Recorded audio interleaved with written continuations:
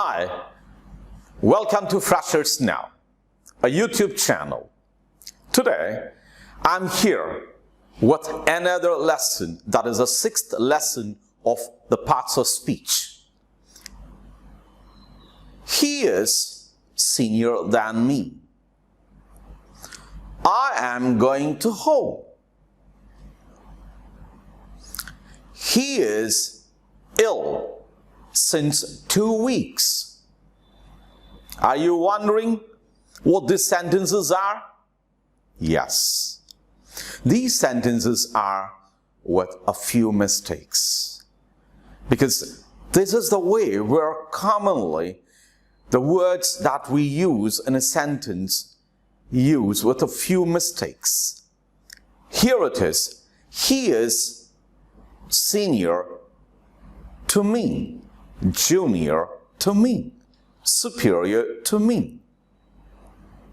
I used here with replacing than with to, a common mistake. In the same way, I am going to home. This is, you should say, I am going home. I added here a word to, to.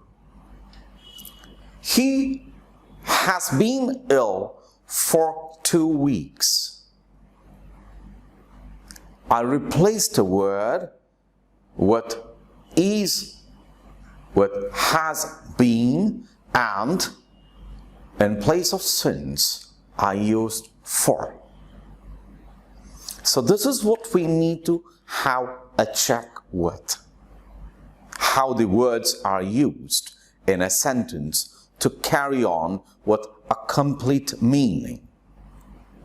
If I say, I live at Sampson Street in an apartment on the 5th floor, the prepositions like in, on, at, all these are called prepositions. There are many prepositions, several hundred prepositions, and most of the sentences in English we use either in our daily life or even in different kinds of exams.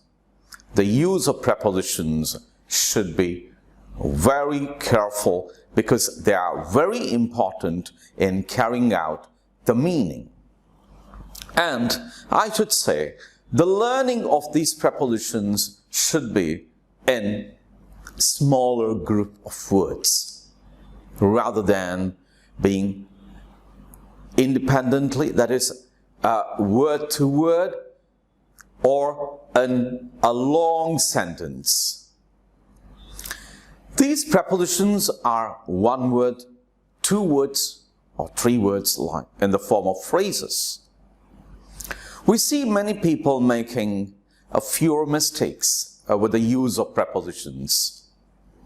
If it is used wrongly, make sure that it's going to completely change the meaning. So, we should be careful and very careful in the use of these prepositions, because a misused preposition speaks a lot of difference. Now let's begin.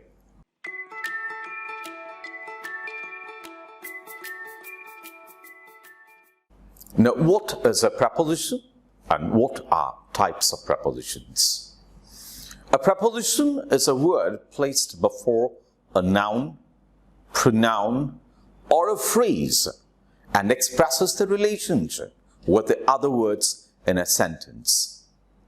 Now let's see a few prepositions in, at, on, by, for, with, about, below, before, after, under. So all these are prepositions, and we should know that how they are used in a right way. And there are 2 word prepositions as well, saying that up, on, into, inside, out of, so in addition to. These are 3 words three-word phrases of prepositions: ahead of, according to, say, in spite of, in front of. So like that, let us come to see in the form of sentences how they are used. Is he behind you or in front of you? Here you can see that behind and the phrase of in front of you. Will they be here in an hour or at any other time? Here we can see that. Here, in and at. So we should understand how they are used. Say, the book is on the table by you. So here you can say, the book is on the table beside you. Here we should also know that a preposition takes an object, unlike an adverb. Because an adverb doesn't take an object. Here, preposition takes an object. So, it acts like a bridge between a subject and an object. Now let's look at types of prepositions that indicate direction, time, location, position, and also those that speak of possessions. Now let's have a look at these with an example to each of them. When I say the direction here, turn to the right, you will see the complex.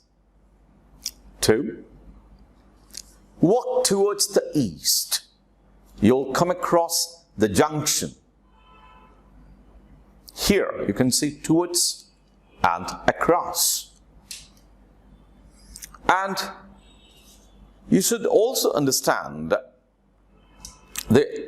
how they are used with the prepositions of time, because these are referring what we spoke just now with direction.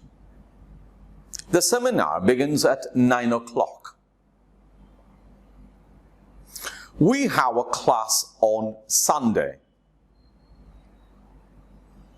I have been here for a long time. Here you can see that it's referring the time. These examples, what I spoke, are referring time. Now let's move on to the other set of examples. This car belongs to me. The gate of the house is black. Now what are these referring? These refer possession. Now I am with a few more examples. A boy fell in the well. She sat by me. Of course, these refer position. But the other most interesting thing with the use of this in and into, a boy fell into the well or in the well. And most of them come with a doubt in the use of in or into. Of course, they can be used either in or into, but you should understand that there is a difference that in their meanings and their usage. When the boy said, someone said, a boy fell in the well, that indicates that the body is in a resting position. Now, when do we use into?